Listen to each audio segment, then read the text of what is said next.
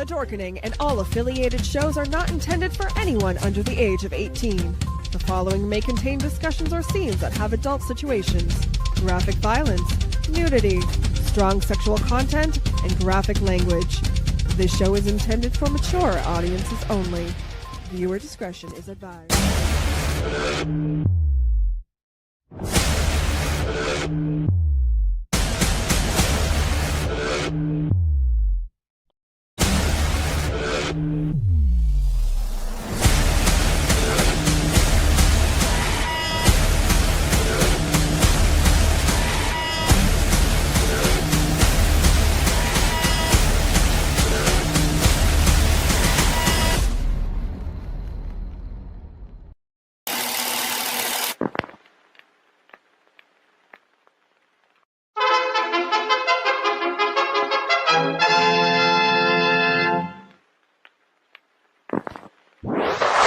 Persons under 18 will not be admitted.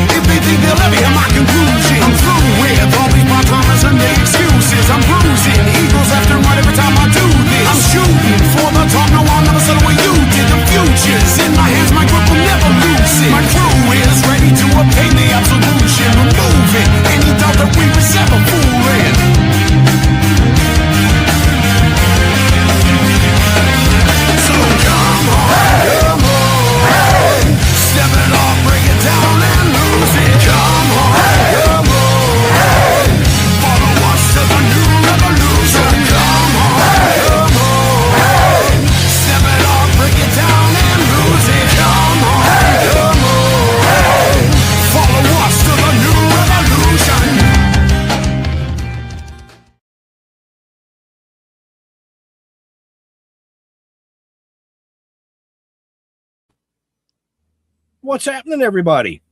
Welcome to another kick-ass episode of Still Toking with. 7 years in, you know who I am. I'm not going to introduce myself anymore. It's just, I'm over that. But I am, as always, really excited about tonight's show. We have a gentleman joining us from the other side of the border. It's okay, though. We still love him. I'm not going to steal anybody's thunder tonight, Mr. Mark. But it's okay. But the flashy one himself, as always, Mr. Jeffrey Mark. Yeah, and our friend up front is Benjamin Bartlett, because you need to know his name because he's not only the co-host and originator of this show, he also produces it. Let's hear it from Ben. Yeah.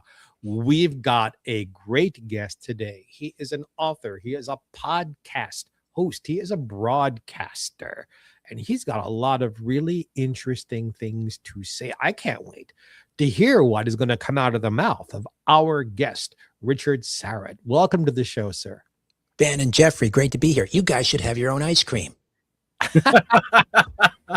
Yeah, well, we thought about it, but they couldn't figure out how to get the sparkles in the ice cream. So Sprinkles. Come on. That's easy. Sprinkles. yeah. Sprinkles and nuts. That would cover us. I got the nuts covered too. I don't. Oh, yeah. So off the rails already, folks. Would we have it any other way? No, of course not. No. So this is kind of new for you. Like you and I were talking backstage. You, as Jeffrey Mark said, are a podcaster. You're a guest host on Coast to Coast AM. And you're usually the one leading the charge, taking the conversation where it's going to go. So is this uncomfortable for you, or is this actually comfortable to be on that side of things? I'm in about 24, 25 interviews deep, and it's getting better. But you're right. Normally, I'm the guy saying, I will ask the questions. But I feel very much at home and comfortable with you two. So this is gonna be a lot of fun. But yeah, it is. It's a new muscle when you're the one asking the questions, and the interview is a very different. The interviewer, it's a different skill set. Being a good guest, I have a whole new appreciation for how to, trying to become a better guest and convey, the information in nice little, not sound bites, but, make it all make sense, if I can put it that way. So we're getting there. It's a work in process, but it's great to be here. Thank you both. Well, thank you for taking time out of your busy schedule up there in Toronto. Mm-hmm. And we're gonna have some fun tonight. Definitely gonna have some fun. You were starting to say something, Jeffrey, and I think I cut you off. No, absolutely nothing important. But as long as I'm talking, I have a big picture question that will lead into your book and things you want to talk about tonight. We have had, over the course of my 2 years on the program and the bigger picture 7 years on the program, a lot of people coming on who have either written books, or they're broadcasters, or they're investigators, or they're talking heads, who love to bring to the program insider stories, conspiracy theories. Through the years, Elvis is still alive, Michael Jackson is still alive, Lyndon Johnson did a coup to become president. Paul McCartney is really dead, and this is some other guy, his doppelganger.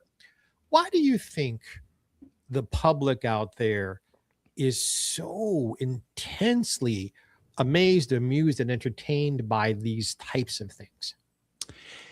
Well, let me focus on rock and roll for a moment. I think rock and roll is just it's very fertile ground when we're talking about mysteries.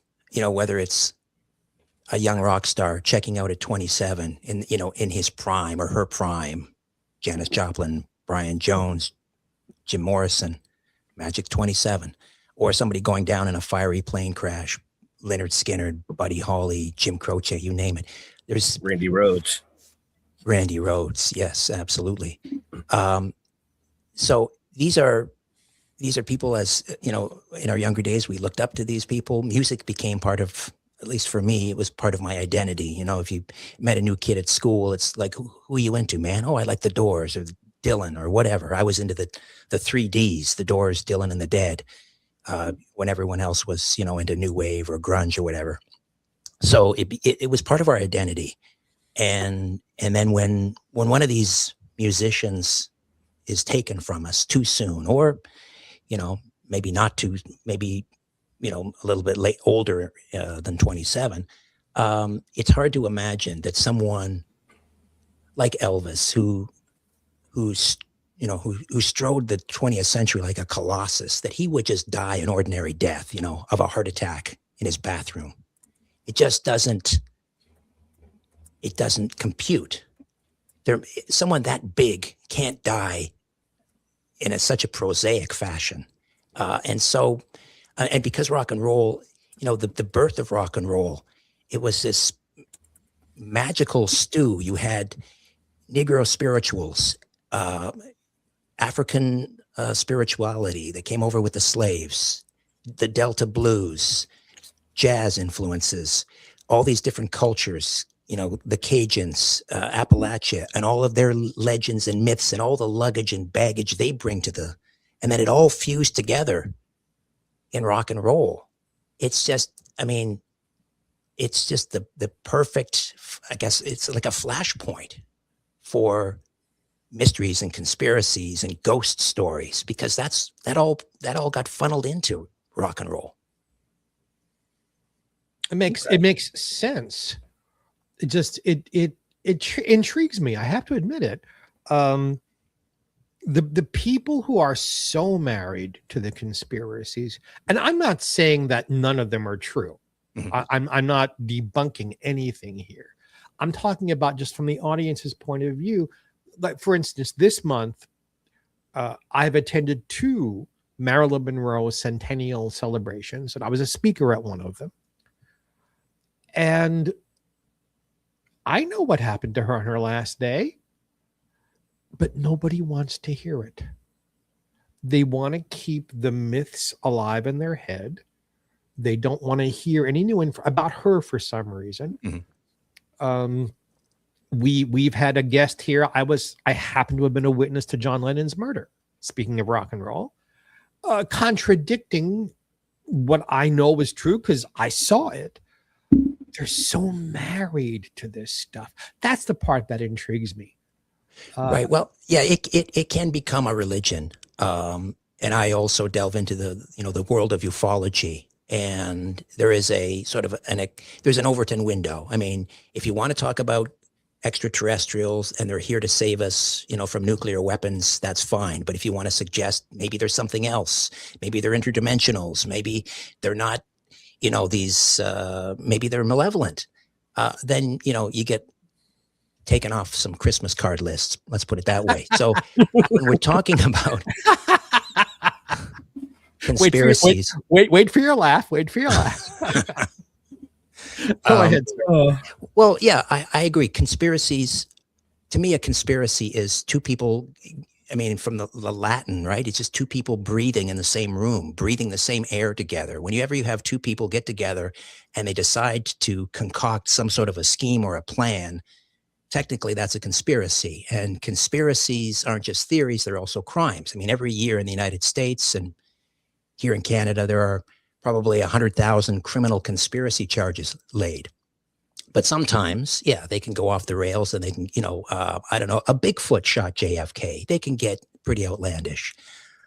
With a book, I mean, it's not a manifesto. I don't claim to have, a monopoly on the truth. I'm just, and this is something I think I've hoped I've done throughout my entire career, and that is just pull at loose threads where warranted. And if there's, the official narrative is not always a lie, but sometimes it's incomplete. And so it's important to pull on threads, and the pursuit of truth, even if ultimately you're wrong, there's no need to apologize for that. I mean, as long as, you're not slandering people or, I don't know, leading people astray deliberately. If you're honestly pursuing the truth and you're asking questions, and I just find, lately a lot of, I would think, obvious questions that maybe even a 5-year-old would ask. Sometimes, for whatever reason, the legacy media doesn't want to ask those questions. No, Richard, you are a bona fide journalist. No, I've been on Coast to Coast AM as a guest. I know your background. I respect you.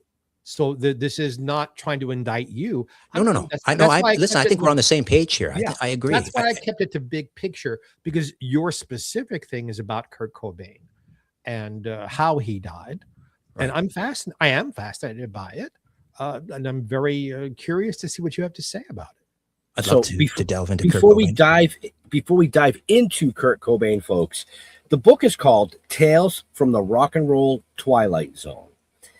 Check the show notes up above, down below, depending on where you're watching or listening to us. The link for the book is there, along with the links to Richard's website, where he has, the Strange Planet podcast and various other things. So now, let's get into Curt Cobain.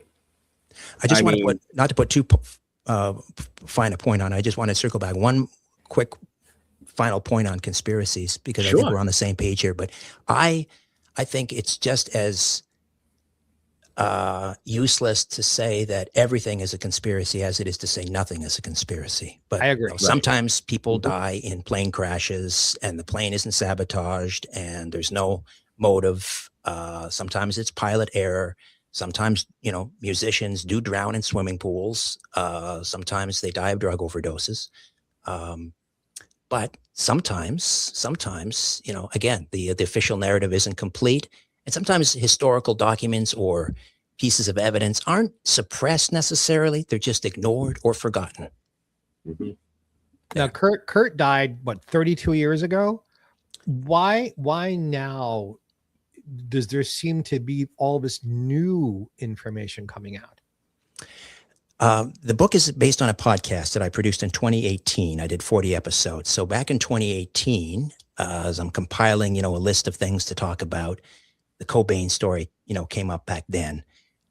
Recently, in February of this year, so 8 years later, there was a group of independent forensic analysts. Again, this is tried in a court of law, but they were trying to convince either the police department or the district attorney's office, or maybe the medical examiner's office in King County, where Seattle is, to reopen the case.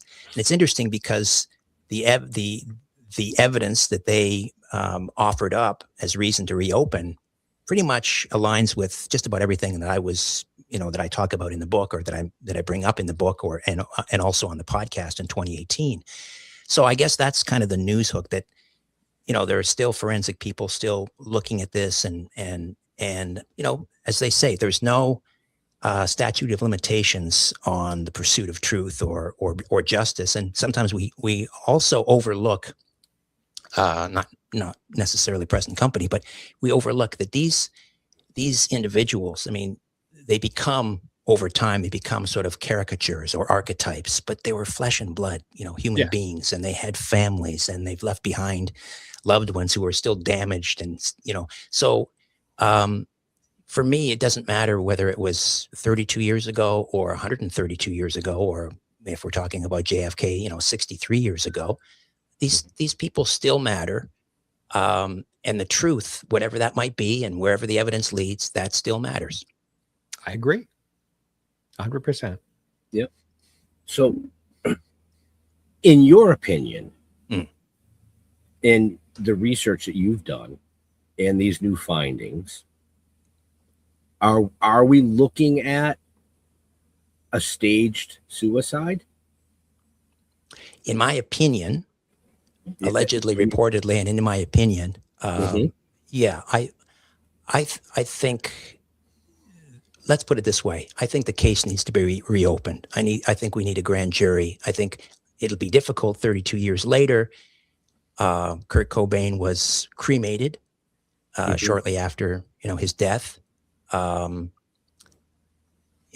memories become a little bit fuzzy, but there are still people who were alive at the time, who, could be placed in a witness box and cross-examined. I think it deserves a second look. A second look. And I have to say, I find the official narrative very suspect. When you line it all up, as we'll probably get into. Why all of a sudden was new? What started there being a new forensic report coming out? Was it your work that lit the fire under this, or is just one of those wonderful things in the universe where things come together? Yeah, I think it was happenstance. The book hadn't been published when, to my knowledge, this new forensic report, well, they're independent forensic analysts. They're not attached to a medical examiner's office, but they approached King County back in, I think it was February, if I'm not mistaken.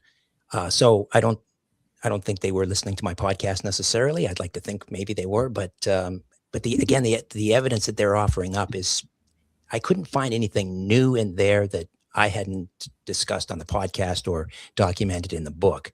So, the timeline, which is kind of suspicious, as we'll get into, the actual, the discovery of the body and the weapon and toxicology reports and all of these things, the so-called suicide note, other, suspicious things, let's say, that we'll get into. But, I don't know that, why in February of 2026, this team of forensic analysts decided to petition King County again. I don't know what their motivation was or why. They just got together maybe and looked at the evidence and decided, hey, let's do something with this. Why now? I can't say precisely. For our friends out there who may not know details, can you just in a short little summary, what is the official story about how Mr. Cobain died? So sometime around April 5th, we're told that's the time of death, but we're also told, and this is where the suspicions start early, it could have been April 4th or it could have been April 6th. We'll come back to that in a moment because that's kind of unusual, not being able to nail the timeline down within 24 hours either way. So Curt Cobain's body is discovered on April the 8th, 1994 by an electrician who went up to the room above the garage at his home in Seattle, which had been converted into a greenhouse. And there he saw Curt Cobain on the ground of an apparent shotgun wound. Apparently, the weapon was the barrel, not to get, well, sorry to get too gruesome here, but it was placed in his mouth, what they call an inaural injury, the barrel placed in his mouth, and he pulled the trigger, supposedly. And there was a note that was found stabbed into a flower pot with a red pen into the soil of a flower pot that was in the greenhouse.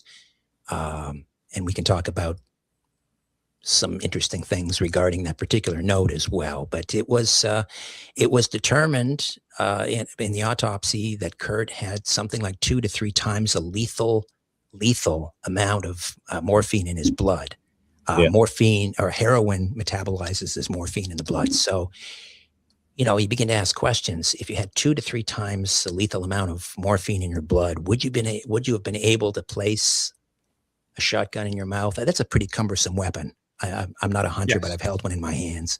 Right. Add to the fact that you got to turn the barrel around, put the business end in your mouth, and then with your other arm, unless you've got arms like Abraham Lincoln, I don't know how you manage to reach the trigger. Right. Then we add another 6 inches to the end of the barrel because there was a flash suppressor that was screwed into the end of the barrel. So you could say, well, maybe he used his big toe. Well, Curt was wearing his shoes when they found his body. So you begin to see things immediately just kind of jump out at you and say, wait a minute, did that really happen that way? Right, right. So why in the moment of history do you think that the Seattle police fumbled this so badly? Well, that's the interesting word, fumbled, perhaps fumbled, rushed to judgment. I mean, that's kind of one of the, I think, a common thread that runs through my book, Tales from the Rock and Roll Twilight Zone, particularly section 3, which is all about, it's called Killer Chords. And I look at the deaths of Curt Cobain, Elvis, Jimi Hendrix, and Brian Jones. But if you look at even just sort of the history of rock and roll, I'll go back to 1966 and the death of Bobby Fuller. And for your audience, maybe too young to remember, Bobby Fuller was out of Texas. He was kind of the heir apparent to Buddy Holly. And he had a band called the Bobby Fuller Five. I Shot the Sheriff I Fought the Law and the Law Won. That was Bobby Fuller and the Fuller Five. They found Bobby Fuller in the back of a car in a parking lot in a hotel, and he had been severely beaten. And they ruled it an overdose, a drug overdose. Young rock star, found in a car. It's just so easy and convenient and nice and tidy. Just, overdose. Let's move on to something else. I mean, we forget, at that time, there was a bit of friction between young musicians and let's call it the establishment. Maybe these police officers didn't want these individuals having influence on their young daughters or their young sons and so forth. So we certainly saw that in England in the case of Brian Jones. Maybe if we have time, we can get into that as well. So there's that. So did they fumble it? Were they being lazy? Was there some unseen, unknown influence on the police department? I will say this. The person that performed the autopsy, this isn't in the book. I learned this later. The individual that performed the autopsy on Curt Cobain, he died in 2002 at a base jumping accident in Switzerland. But he later came out and admitted that he should have recused himself from the case because he didn't come out and say, I was Courtney Love's lover.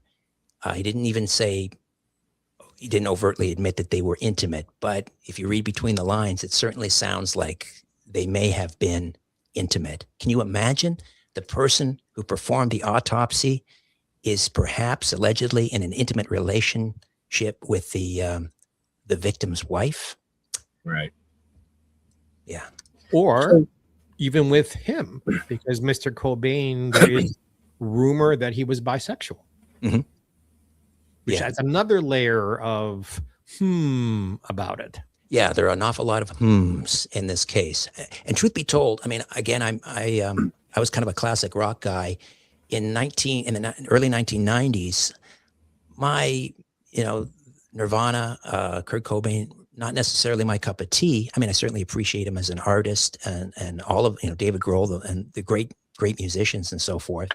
At the time, I wasn't paying, as close attention maybe as I would have had I been a big fan. But now looking back again, it's not about, whether he was a great musician or whether I liked him as a musician or not. He's a pivotal, a pivotal human being in the culture at the time. And I was a it fan. deserves our attention. Yeah. Yeah. The voice of a generation, which he hated that, by the way. He hated the way he was Right. branded. I do have a question regarding, backing up a little bit, the fumbling as we called it. Do you think back in those days, the 60s, 70s, 80s, 90s, when somebody of that stature perished, however they perished, do you think that they wrote it off more as a suicide or an overdose for the public versus today's standards, where like if one of them walked outside and was shot, he was murdered? Do you think it was because of the time that we were living in versus the time now? Do you follow where I'm going with that? Yeah.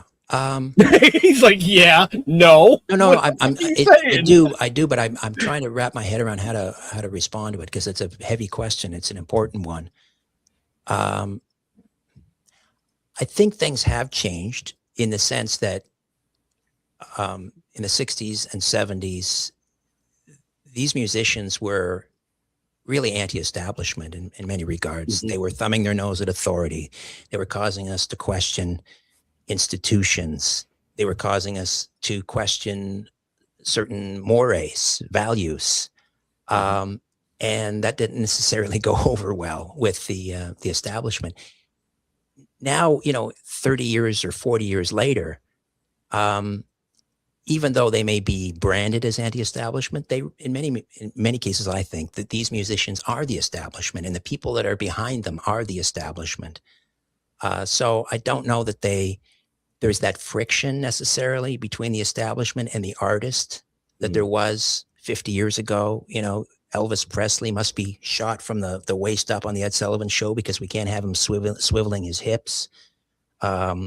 Let's plant drugs on Brian Jones in London and throw that scoundrel in jail because he's a menace to society, and because, who does he think he is? He's got more money than God, and he's 24 years old, and my daughter likes him. So I think that friction has kind of gone away, maybe. You think by the time of Mr. Cobain's demise, there were enough television programs who wanted this kind of information?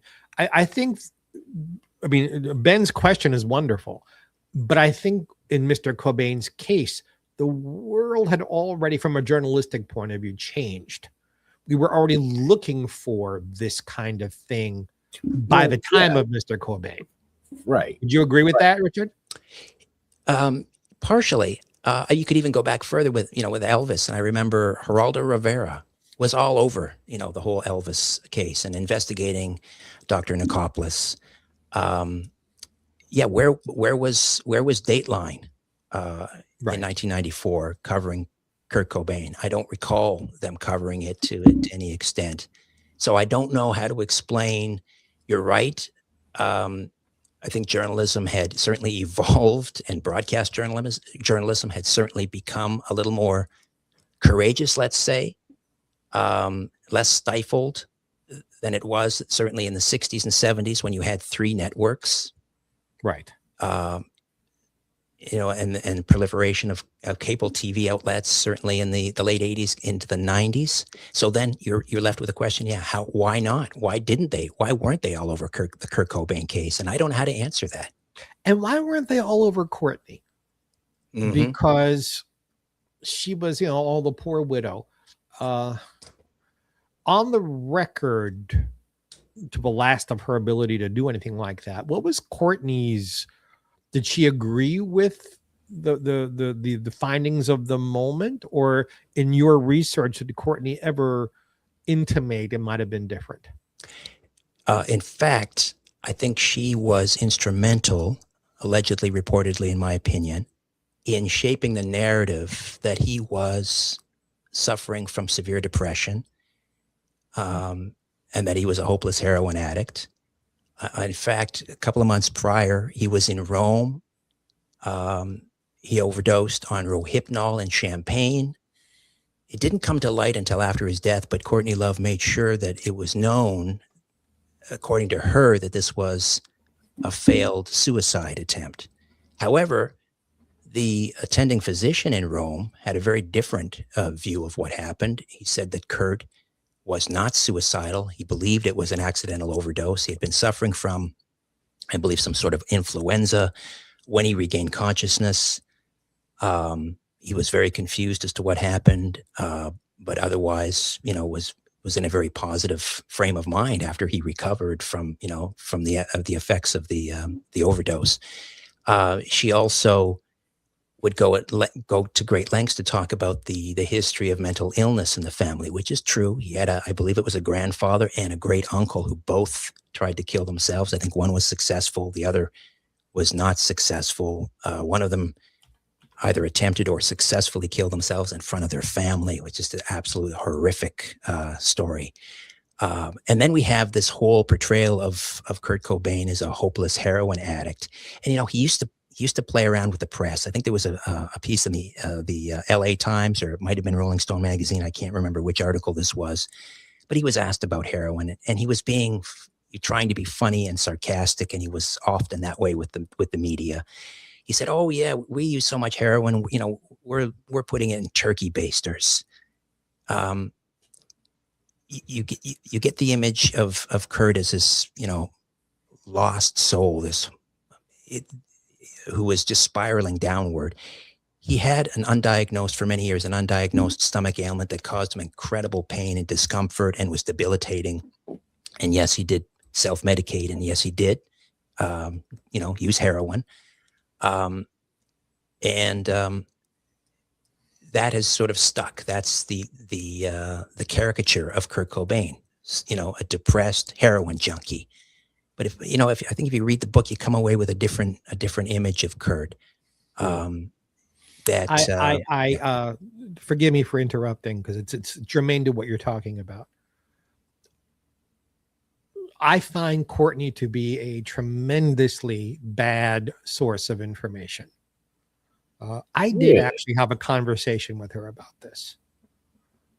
And within a 10-minute period of time, there had to have been 11 contradictions. I didn't do this for the press, just socially had a conversation. And I walked away. I didn't come to any conclusions about his death, but I came across, this is a woman you cannot count Trust. on. Okay, there's the word I was trying to avoid, but yes, you cannot trust. And I'm also they can't cancel us. They can't. That's true. And also, I'm curious what Frances has to say about it today. I think Frances plays her cards pretty close to her vest, and she, at least outwardly, publicly, and when she does speak, she's supportive of her mother and vice versa. If I could get into a little bit about the so-called suicide note, please, that was found in the greenhouse, again, stabbed into a flower pot with a red pen.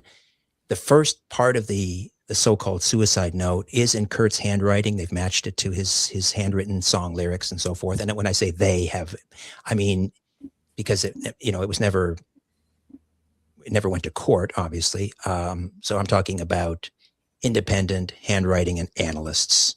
But even if, if I were to look at it or you were to look at it, I think we'd come to the same conclusion. The top 95% of the note doesn't match the bottom 5%, which appears to have been tacked on in a very different handwriting style. The first 95%, and I don't have it in front of me, so I can't tell you verbatim, but I'll give you sort of the overarching themes here. And that seems to be a letter to his fans saying, I'm stepping away from the music industry. My heart's not in it. I want to be, I want to spend more time with my daughter.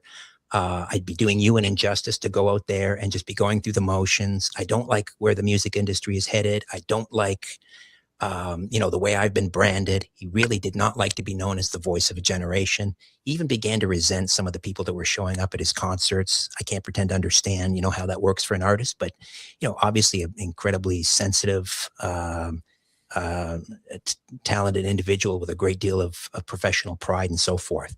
So that's sort of the theme of the first 95%. Not really a suicide note, but that extra 5%, and we'll come back to, I'll get a little more detail on that in a moment, but the 5% at the end is more overt. Oh, dear, Courtney and Frances Bean, you're better off without me, that kind of thing. That definitely reads like a suicide note. Now, here's where it gets interesting. Rosemary Carroll was the attorney for Curt and Courtney. She was their family lawyer. She'd recently drafted up a new will for Curt, but he hadn't signed it yet. We'll get back to that in a moment. She was recorded in a conversation with a private investigator by the name of Tom Grant, who ironically was hired by Courtney Love after Curt went missing. He had checked himself out of rehab around March 31st, and he was missing for a period of, until they discovered his body. So she hired Tom Grant. Tom Grant immediately began to suspect that there was more to this story. It wasn't a suicide. He started speaking with the lawyer, Rosemary Carroll. She confided in Tom Grant that she had found what she referred to as practice sheets in Courtney's backpack. And those practice sheets, it appeared as if she were, as the name implies, practicing to write in Curt's hand. She didn't do a very good job if she's responsible for that other 5% of the suicide note, because it's not even close. So there you have it. That's all alleged, never been tried in court. But again, I think that's very interesting, to say the least. Why would she have practice sheets and samples of Curt's handwriting in her backpack? So what conclusions have you come up with? And of course, this is speculation. We can't prove anything here. But why would, let's assume the worst, that Ms. Love has a hand in his demise. Why? I mentioned the will. He was in the process, according to Rosemary Carroll, of finalizing a change in the will. Had he signed that will, had it taken effect, all of the money would have been imagine the royalties. Curt Cobain is consistently listed on, I would say, in the top 3 or 5 dead celebrities in terms of, earnings every year. Right. Yeah. And that sounds very flippant and kind of gross, but that's the way it is. He's generated a tremendous amount of revenue since his demise. We're talking probably in the billions of dollars. That would have been directed entirely to Frances Bean had the will taken effect. It did not, because he didn't live long enough to sign it. I'll add one more thing. There's a documentary that came out a couple of years after Curt's death by Nick Broomfield. It was called Curt and Courtney. Now, Nick Broomfield, for the record, doesn't believe that Courtney was involved. However, he did interview a rather interesting fellow by the name of Eldon Hoke, whose stage name was El Duce. He performed in a, I guess you would call them a shock band. They were called the Mentors. And Eldon Hoke, on camera, claims that Courtney Love came to him and offered him, I think it was $50,000. I'd have to go back and check in the book, a certain amount of money to kill her husband with a shotgun. Eldon Hoke, of course, laughed it off initially and said, "Come on, you're not serious." And he said, quote, or she said, quote, "I'm as serious as a heart attack." That's Eldon Hoke's story. Several days after that interview for Nick Broomfield's documentary was filmed, Eldon Hoke was found dead on a railroad track, apparently hit from behind by a train. So I'll just add that to the pile and people can make of that what they will. Yeah. The bottom line is Courtney ended up with a shitload of money. Indeed. Yes. Which we all knew back then. You know. So, I mean, we've talked a lot about the Cobain story, but your book is so much more than that. That's one chapter out of a book. Well, that's just one part of one chapter. I mean, can you tell our viewers and listeners later what other things do you go into in this book? Well, when I put the book together, again, I had 40 episodes of a podcast, and I wanted to, I don't know if it's part of human nature. For me, I think it is. I look for patterns, and I like to organize things along themes and patterns. And so I was looking to assemble the book, and I came up with 4 sections, and each section had kind of a theme. And the first section is called The Beatles Enigma. And lo and behold, I had produced 4 episodes about the Beatles. When I was putting the podcast together, I wasn't thinking about how these would all come together in a book. But this first section, The Beatles Enigma, talks about the Fab Four. The first chapter is called Fab Four or False Flag. And I know this sounds like an outlandish theory, but it has to do with the Beatles, coming ashore in February of 1964 as part of what became known as the British invasion. And the question is, was that just being metaphorical, the British invasion, or was it literal? Were the Beatles perhaps engineered to come ashore and subvert American youth with, sex, drugs, and rock and roll? If you look at the way that the American culture evolved almost in lockstep with the Beatles, with the length of the hair growing and the clothes and the evolution, or some might say devolution, of certain mores or values, or questioning authority, some of which is very healthy, obviously,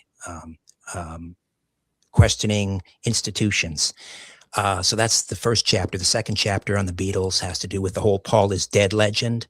And for the record, spoiler alert, I don't believe that Paul McCartney died in a car crash in November of '66 and was replaced by an exact double, because in order to believe that, you'd have to believe they found an exact double who was also a left-handed bass player who was arguably more talented than the original. I mean, you look at the body of work post '66, Hey Jude, Let It Be, The Long and Winding Road, all of his solo work, Wings. Pre-1966, Yesterday, of course, probably the most covered song in pop culture, in pop music history, but to me, it's a stretch. However, what's fascinating to me about the Paul is dead legend is that it has endured for nearly 60 years. Yes. And the clues, I believe the clues are real. They're real. They're spread out all over the cover of Sgt. Pepper's Lonely Hearts Club Band. They're in the music. They're in the backmasking on Strawberry Fields, where you can hear, be careful not to ruin your needle, if you play it backwards, I Buried Paul. On Revolution number 9, we can hear John say, Turn Me On, Dead Man. The clues are real. Then the bigger question becomes, who put them there and why?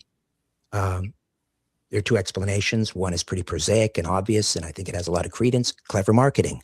They sold a lot of albums that way.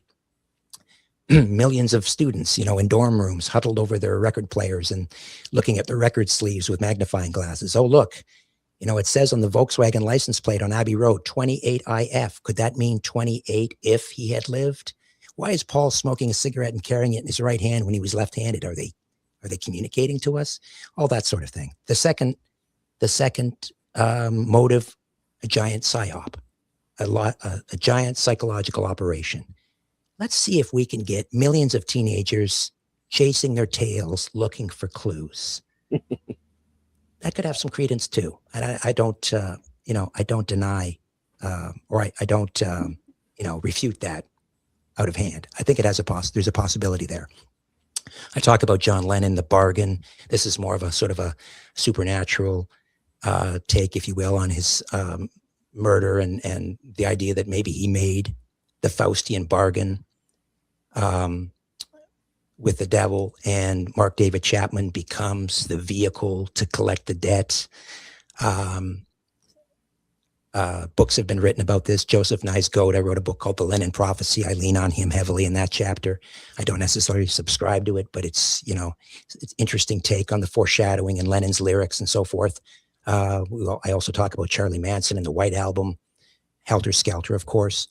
The entire second section is about omens and curses. I talk about Leonard Skinner plane crash and the foreshadowing. The Rolling Stones free concert at Altamont, which almost, I think the title is called, it's like a altar, the blood altar at the Speedway. It almost had this feeling of a ritualistic setting where a young African-American, Brian Meredith, was killed by the Rolling Stones security detail, which comprised of drunken members of the Hells Angels, the San Jose chapter, who stabbed and beat Meredith Hunter to death and placed him on the stage in front of Keith Richards, while they continued to play Under My Thumb or whatever song they were performing. I think it was Under My Thumb. Section 3 is Killer Riffs. Again, I reopen the cases of Brian Jones, Jimi Hendrix, Elvis, Kurt Cobain. Section 4 is called Echoes After the Applause. I talk about sort of eerie premonitions, after-death communications. Peggy Sue Garin, who was Buddy Holly's high school sweetheart and muse. I got to know Peggy Sue a little bit. She talks about the dreams that she had leading up to that plane crash, a lot of strange paranormal things happening around that crash or before the crash. The last chapter in that book is rather personal. It involves my final phone call with my collaborator and friend, R. Gary Patterson, who I dedicate the book to. I lean on him in several of the chapters, but he and I were working on a radio show when he passed.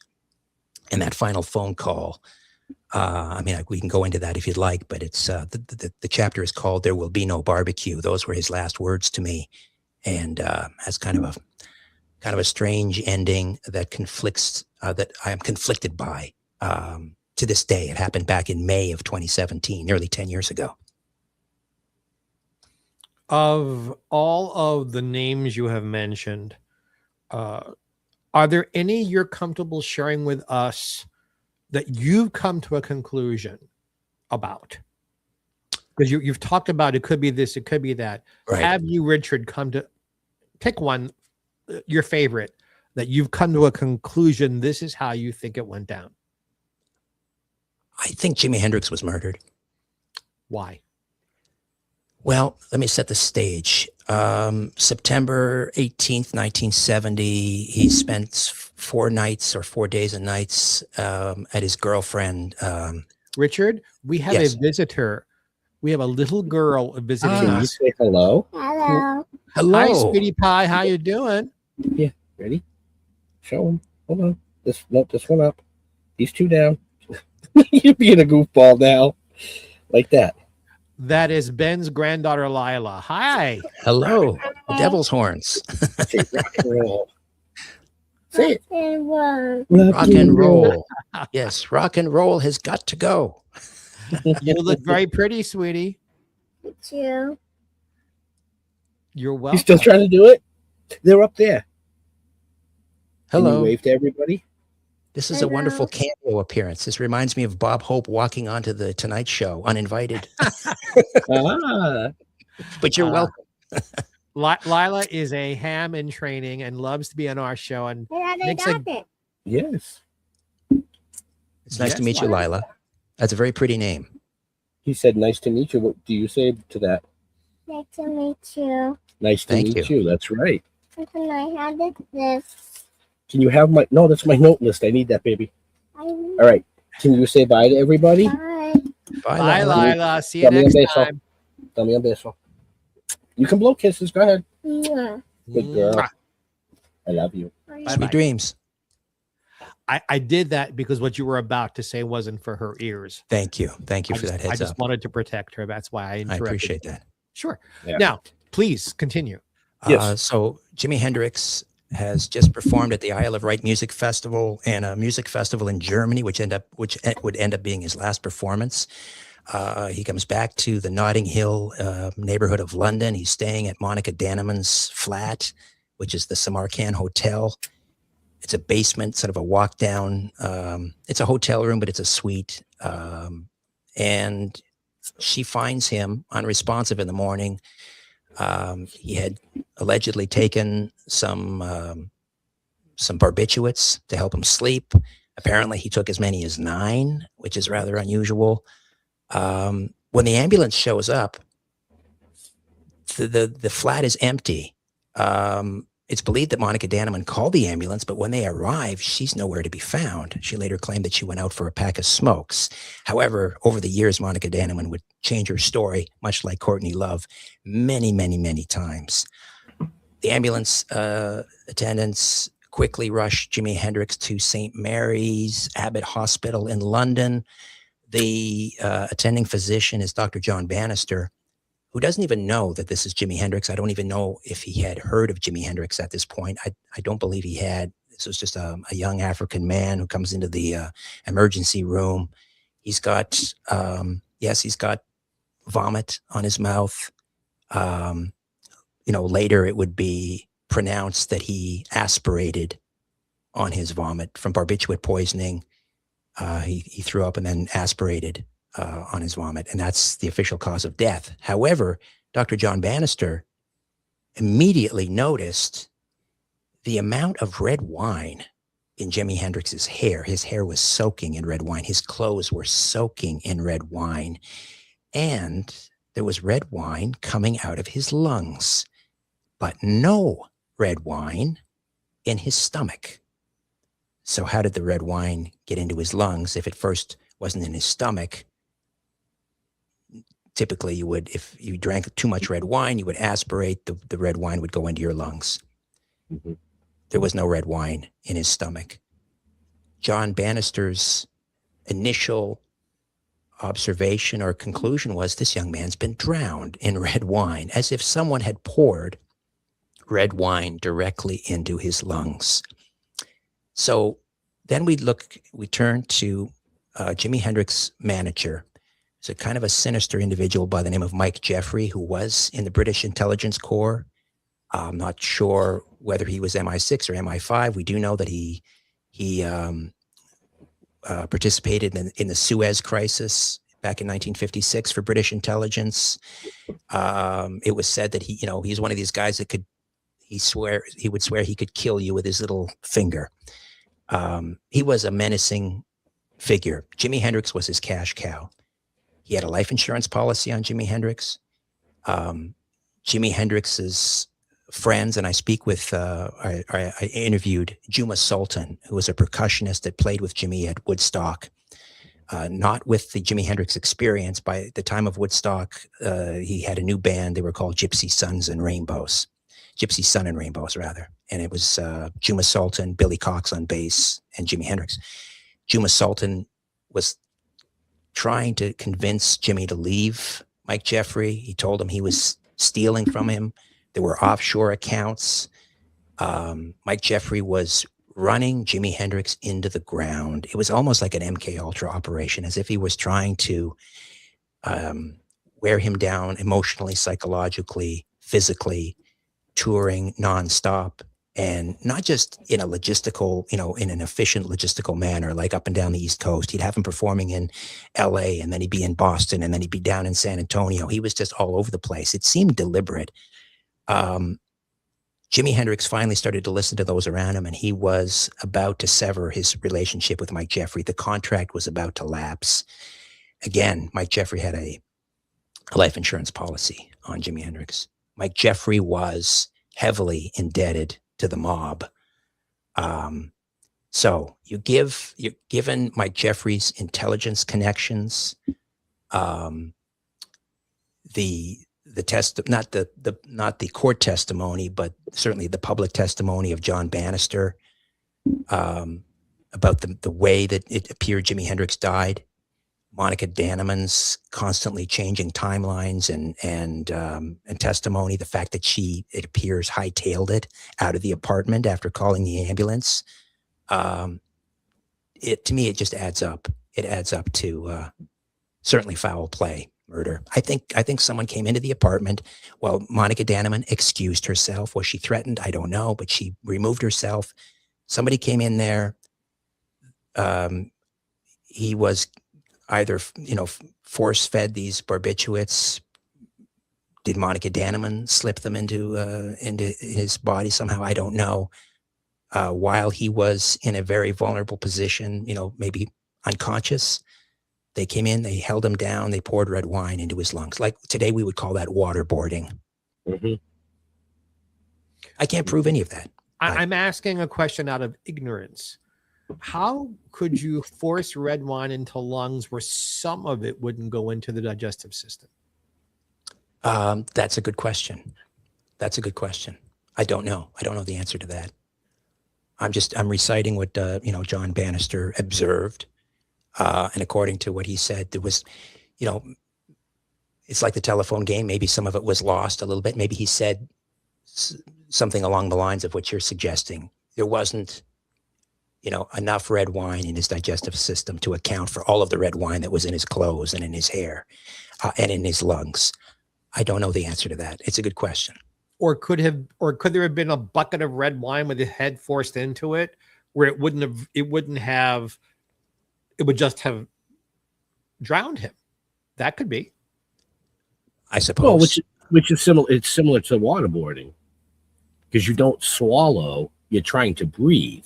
Yeah, right. And we all know. I mean, I can say I am one of those people that have taken a sip of water and went to say something at the same time, and before you know it, you're literally aspirating. Yeah. Did any of that water make it into my digestive system? Probably not. So I could kind of see that theory. As you said, Yeah. We also have I shouldn't leave this out. We also have the public testimony of Jimi Hendrix's former road manager. He was also road manager for the Animals, Eric Burdon and the Animals, and Ike and Tina Turner. I like to leave Ike out of it. It was Tina, really, that was the star, obviously. And for those familiar with their relationship, they'll understand why Ike was a monster. Anyway, James Tappy Wright wrote about this in his book. He also talked to me about this, that Mike Jeffrey essentially confessed to him after the fact and said, I had to do it. And James Tappy Wright kind of played dumb and said, do what? What are you talking about? He goes, you know. Again, does that stand up in a court of law? I don't know. James Tappy Wright is no longer with us. Mike Jeffrey mysteriously disappeared in a plane crash. His body was never recovered in 1973. I think they found his watch. That was it. In fact, I think James Tappy Wright was called to collect what, the remains or the personal effects. All he came back with was a watch. Monica Danneman is no longer with us. Most of them are gone. They're gone. It's a difficult case. It's a difficult case to prosecute. Right. What got you? We're almost out of time. Yeah, I just want to tell our folks, please, if you're interested in anything that we're discussing this evening, so make sure you check the show notes up above, down below, depending on where you're watching or listening to us. Richard's information is there. The link to the book is there. A link to everything is there. There's no excuses. Sorry. Go ahead, Mr. Mark. No. I was just wondering, let's pull this around to the beginning of the hour. So you did these podcast episodes about Mr. Cobain. What was the spark for your interest in all of this to begin with? I think spark is the operative word. I think the spark started probably in my early teens. I was that kid, like tens of millions of others, huddled in my parents' paneled rec room with a turntable, and I would spend any and all of my disposable income, which wasn't a lot, down at a place called Records on Wheels. And I came home and put them in milk cartons. We used to store our records in milk cartons, kids. Still do. Yeah, except until they went metric up here, and then they wouldn't fit in the milk cartons anymore. You could fit one or two diagonally.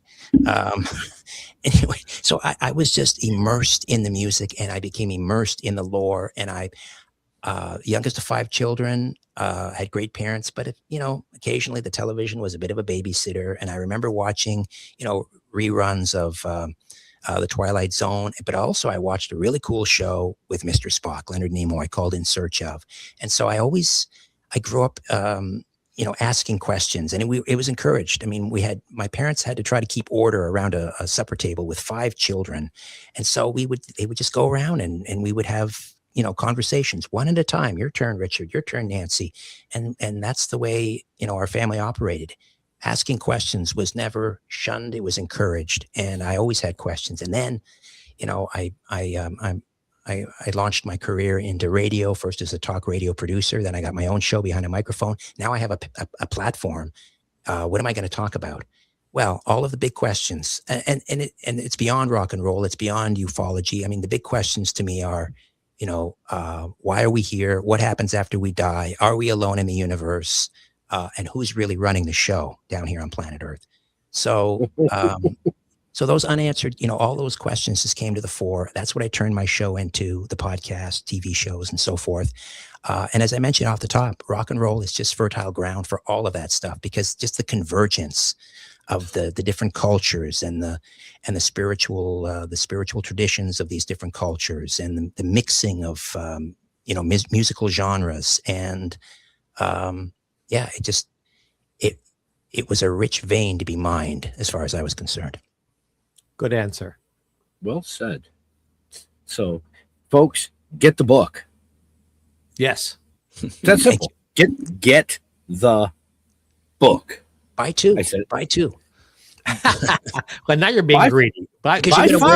Because you're going to wear one out. You're going to want to have, right in the margins, and you're going to want to highlight it and dog ear it. That's the way you should treat a book, I believe. But you want one in pristine, condition for later resale. Exactly. Yes, on eBay. Yes. Right. Oh, we're out of time, and I'm sorry. We all just were like, so we are a little over time. Mr. Mark, yes, do you have a last question? I do.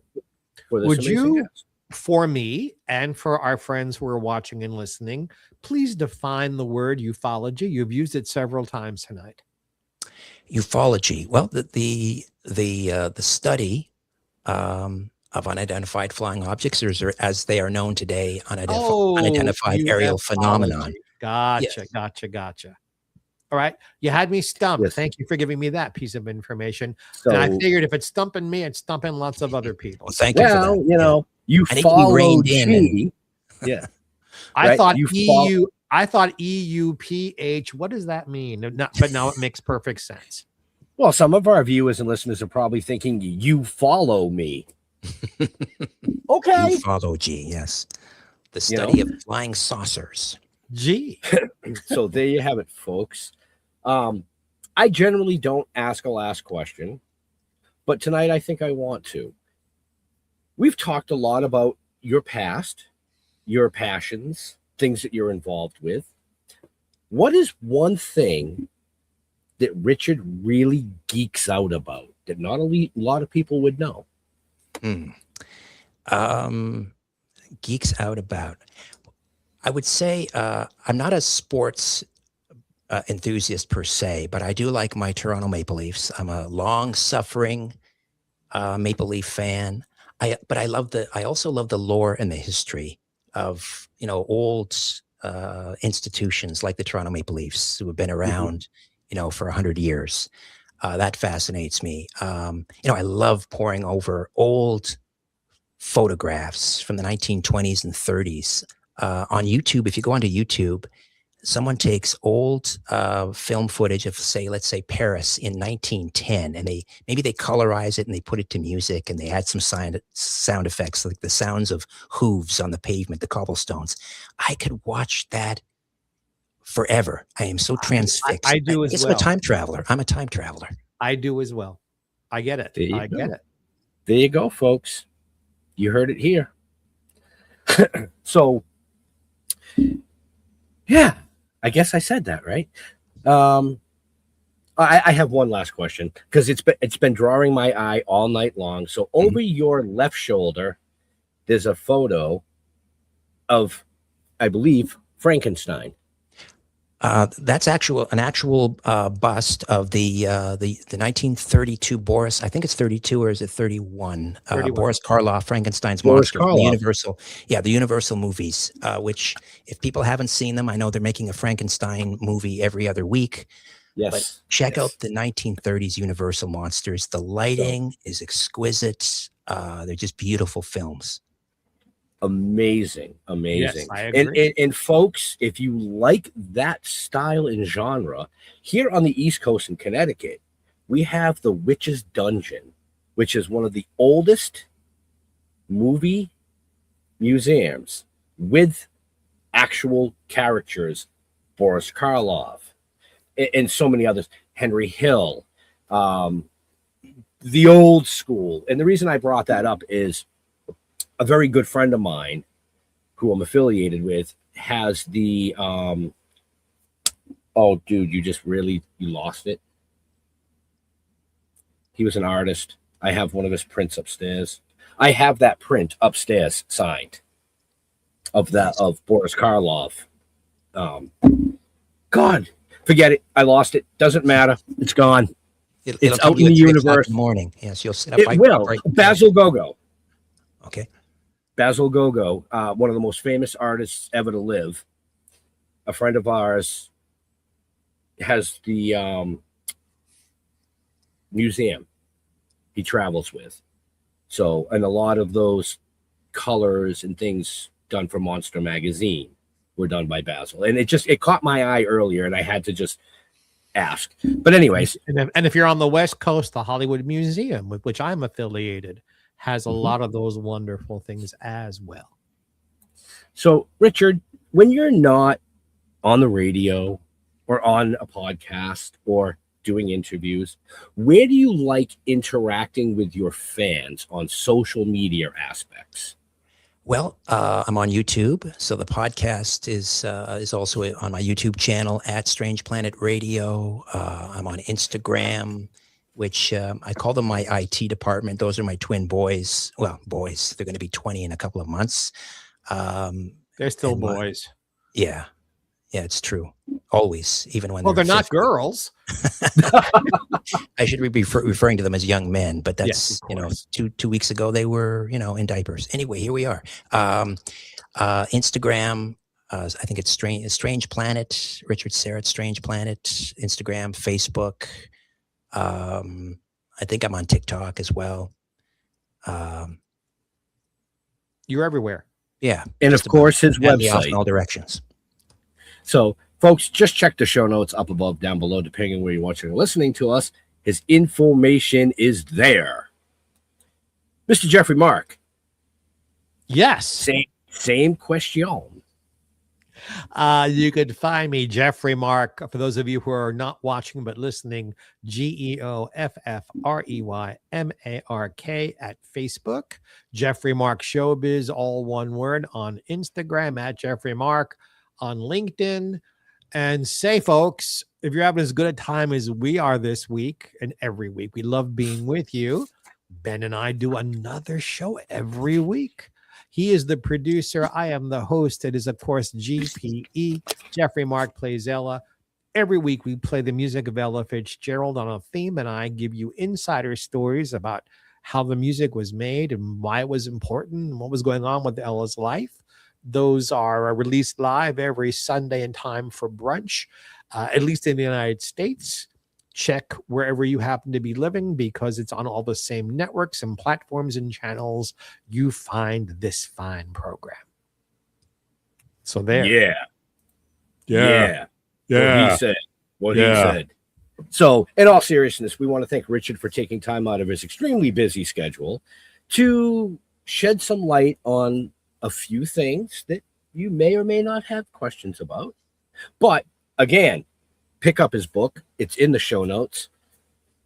You know, you won't be sorry. I'm just going to say that. I mean, if you love rock and roll and mystery and UFOs and squirrels, it's in the book. It's in the book. Definitely in the book.